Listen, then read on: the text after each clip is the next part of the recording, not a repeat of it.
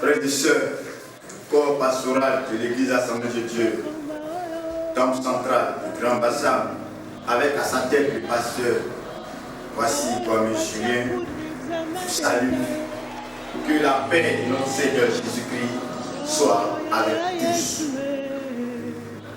Le texte qui retient notre attention ce soir est celui-ci, 2 Chroniques, le chapitre 7, versets 14 à 15. 2 Chroniques 7, versets 14 à 15, que je fais la lecture. Si mon peuple, ce qui est invoqué mon nom, s'humilie, prie et cherche ma face, et s'il se détourne de ses mauvaises voies, je les exaucerai des cieux, je lui pardonnerai son péché, et je guérirai son pays. Mes yeux seront ouverts désormais, et mes oreilles seront attentives à la prière faite en ce lieu. Notre Dieu, notre Père, nous voulons te bénir et te rendre grâce, car en toutes circonstances, toi qui as fait la bouche, tu nous parles. Toi qui as fait les oreilles, tu nous entends. C'est pourquoi nous voulons aussi t'écouter. Parle et instruis-nous pour que toute la gloire te revienne. Au nom de Jésus. Amen. Cette déclaration que nous venons de lire est une réponse à la prière que Salomon a adressée à Dieu. Salomon a dédié le temple qui venait de bâtir à l'Éternel. Et cette réponse même nous place dans un contexte de restauration aussi bien individuel que national au travers du peuple de Dieu. Ce qui nous amène ce soir à vous proposer le thème suivant. Quelle est la responsabilité de l'Église en ces temps de crise? Oui, quelle est la responsabilité de l'Église en ces temps de crise? Notre objectif en abordant ce thème est d'amener l'Église à prendre conscience de son rôle et de sa responsabilité face à cette situation de crise qui frappe son pays. Alors, à la lumière de ce texte que nous venons de lire, la responsabilité de l'Église consiste premièrement à s'humilier devant Dieu. Le chrétien doit reconnaître ses limites et les limites des hommes de son pays, son incapacité à faire face à cette situation compliquée qui frappe son pays. C'est-à-dire reconnaître que Dieu seul est le véritable détenteur de la solution à cette situation de crise. Alors, la solution ne vient pas de la science. La solution ne vient pas de notre intellect. La solution ne vient pas de nos gouvernants. La solution ne vient pas des hommes. La solution vient de l'Éternel. Car lui seul a pouvoir sur la terre. Lui seul a pouvoir dans le ciel. Lui seul a pouvoir sur la créature. Alléluia. Bien-aimés frères et sœurs, il faudrait que nous puissions comprendre ces choses. Car si nous nous référons au monde, Satan, au travers des hommes, va nous proposer des solutions qui ne vont pas nous annoncer, mais au contraire qui va empirer la situation que nous vivons. Deuxièmement, à prier et à rechercher la face de Dieu. Bien-aimé, rechercher la face de Dieu, c'est adopter une intimité profonde, une relation étroite entre nous et Dieu. Alléluia. Bien-aimés frères et sœurs, nous avons besoin d'approfondir cette relation avec Dieu. Frères et sœurs, l'apôtre Paul pouvait dire dans Éphésiens 6, le verset 18, il dit faites en tout temps. En fait en tout temps, par des prières et des supplications, veillez à cela avec une entière persévérance. En tout temps, toutes sortes de prières. Bien-aimés, à tout moment nous devons prier. L'heure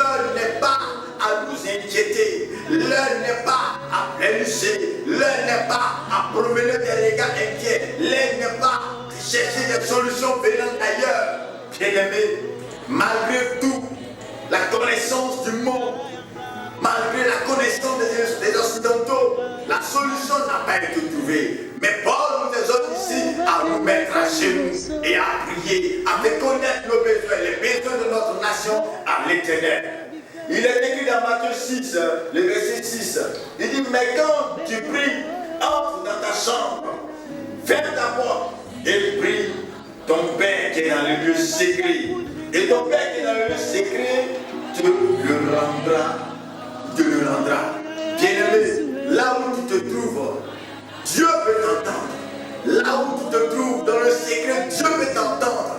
Dans ta chambre, Dieu peut t'entendre. Dans ton magasin, Dieu peut t'entendre. Dans ton bureau, Dieu peut t'entendre. Bien-aimé, sache-le, même si nous n'avons pas de culte, même si nous ne pouvons pas nous retrouver dans les églises pour prier, bien-aimé, que cela ne soit pas un sujet pour fragiliser l'église aujourd'hui, église de Jésus-Christ, que ce ne soit pas un sujet pour te fragiliser, pour t'affaiblir, car dans le lieu secret où tu te trouves, Dieu t'entend, Dieu connaît ces lieux-là, Dieu est présent dans ces lieux et il peut t'entendre. Au bout de ton lit, dans ta chambre, Dieu entend. Je voudrais te dire, toi qui m'écoutes ce soir, ton Dieu entend les prières que tu fais dans le lieu secret. Ton Dieu est prêt. Le désir du Seigneur, c'est qu'à quelques endroits où tu te trouves, tu puisses prier. À quelques endroits où tu te trouves, tu puisses lever la voix et prier l'Éternel ton Dieu. Combien de chrétiens n'ont-ils pas abandonné la prière?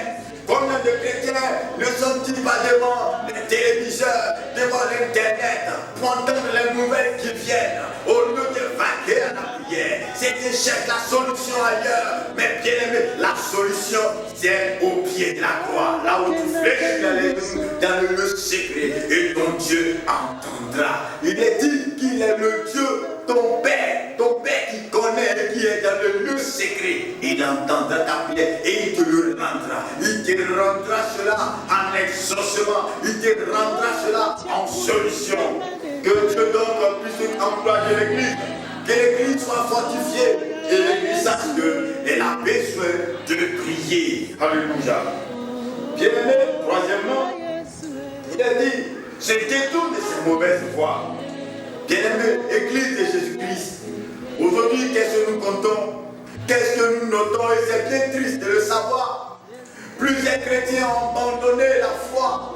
Plusieurs enfants de Dieu s'adonnent à des pratiques lugubres, à des pratiques qui ne confessent même pas le nom du Seigneur. Des hommes de Dieu qui sont obligés d'abandonner la puissance de Dieu pour se référer à d'autres pouvoirs mystiques afin d'atteindre des objectifs pour remplir leur ventre. Bien-aimé, ressaisis-toi. Toi qui m'écoutes ce soir, ressaisis-toi. Tes chrétiens sont pas fidèles, ils sont tombés dans la cupidité. Ton Dieu veut que tu te détruis de ta mauvaise foi. Combien de chrétiens arrivent à payer les dîmes? Combien de chrétiens arrivent à payer les offrandes? Combien de chrétiens arrivent à honorer l'engagement? Laisse-moi te dire, ton Dieu veut que tu abandonnes cette situation et que tu honores ton engagement vis-à-vis de lui en ce qui concerne l'œuvre qu'il a mis en tes mains.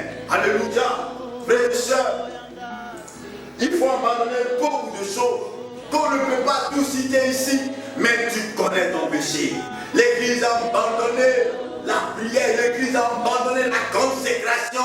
Certains avaient bien commencé, mais sont en train de mal terminer. Certains sont capables même, vont jusqu'à dire que Jésus attend, je ne suis pas encore marié, que Jésus attend, je ne suis pas encore réalisé. Bien-aimé, cette parole qui sort de ta bouche est susceptible de rejeter l'avènement du Fils de Dieu. Ouvre les yeux, l'église de Jésus-Christ. Tout ce que nous voyons est des signes annonciateurs de la venue de Jésus-Christ. Jésus à la porte. Jésus à la porte. Tu ferais mieux d'abandonner ces paroles et de tourner les regards vers l'Éternel qui t'a fait grâce en te montrant tous ces signes annonçant sa venue. Il a dit, vous ne savez ni l'heure, vous ne savez ni le jour. Mais la grâce qu'il fait à l'église, c'est qu'il a donné des signes pour prévenir l'église. Église, réveille-toi, tu as une responsabilité. Réveille-toi et ressaisis-toi, car ton Dieu a placé devant toi tous ces signes pour que tu te ressaisisses. Bien-aimé, il est dit aussi, il faut adopter de bonnes attitudes. L'église de Jésus-Christ, sais-tu qu'en Matthieu 5, verset 13 à 16, ton Dieu t'a donné ce mandat, le pouvoir d'éclairer le monde en tant que lumière du monde. Tu as appelé à éclairer. Le monde est troublé. L'obscurité envahit le monde. Il y a des guerres partout, il y a des pluies, des guerres partout. Il y a des catastrophes naturelles un peu partout. Mais ton Dieu t'a donné la possibilité d'éclairer face à ces ténèbres, face à cette obscurité qui remplit le monde. Tu as appelé à éclairer en annonçant l'évangile, en ouvrant les yeux du monde, que ce sont des signes eschatologiques annonciateurs du retour de Jésus-Christ et que le monde puisse se ressaisir en donnant les pieds à Jésus-Christ. L'heure n'est pas à nous pavaner, à chercher à réaliser, à chercher à nous bâtir des maisons. L'heure n'est pas à bâtir des maisons, des retraites. L'heure n'est pas à chercher à se marier, à faire ceci. Je ne dis pas que ces choses sont mauvaises, mais le plus important, c'est de retourner vers la réalité que nous voyons, ce qui annonce le retour de Jésus-Christ. Bien-aimés, nous devons éclairer le monde par la bonne parole. Oui, pendant que les gens annoncent des choses mauvaises, bien-aimés devons annoncer de bonnes paroles pour donner de la saveur à la terre, donner de la saveur à la vie sur terre. L'Éternel dit, vous êtes le sel de la terre. Bien-aimés, pendant que des gens balancent des SMS un peu par-ci, des messages un peu par-là, pour troubler les gens, pour donner le dégoût à la vie, bien-aimés, l'Éternel t'appelle à donner de la saveur. Tu as besoin de donner une parole de consolation, une parole d'exhortation, une parole d'espoir pour produire la joie dans le cœur des hommes. Vous les faire comprendre qu'il y a une solution. Jésus peut encore donner la paix. Jésus peut donner la solution. Alléluia. Que notre Dieu puisse nous aider. Bien-aimés, pour pas une vie d'obéissance. Nous avons tous assisté à ce que le gouvernement a donné comme instruction par rapport au virus, par rapport au coronavirus. Il faut respecter les instructions de notre gouvernement afin que la grâce de Dieu se répande sur nous. Il a dit, toute autorité est établie par Dieu. Nous avons besoin de nous soumettre à ces autorités-là. Nous avons besoin de nous laver les mains. Nous avons besoin d'observer les distances entre les hommes des mains. Nous avons besoin d'éviter les rencontres de plus de 50 personnes. Nous avons besoin d'observer le couvre-feu. Bien-aimé, par un signe d'obéissance, par une sagesse que l'Éternel te conduit. Église, tu es obligé, ne raisonne pas, mais tu es obligé d'obéir à ces choses pour que la gloire de Dieu soit effective au milieu de nous. En définitive, si l'Église comprend et joue bien son rôle, bien-aimé, en s'humiliant, en priant, en adoptant de bonnes attitudes, Dieu réalisera ensuite sa grâce, ses promesses dans notre vie, en guérissant notre pays, en intervenant pour nous, en apportant la solution. Que Dieu bénisse l'Église, que Dieu bénisse la Côte d'Ivoire, que Dieu bénisse le monde entier, que Dieu se souvienne de tout, de chacun de nous, en ces temps de crise.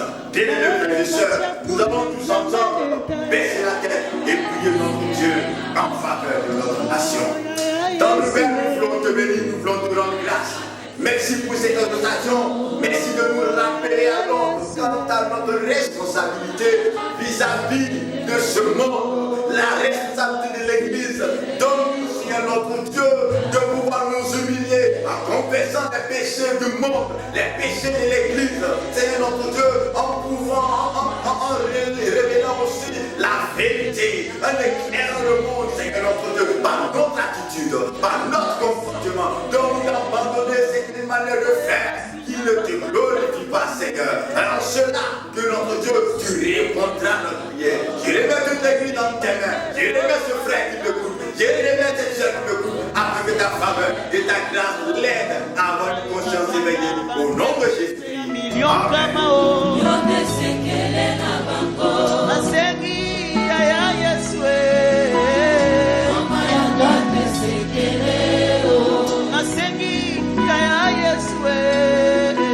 Mama yanga tesekele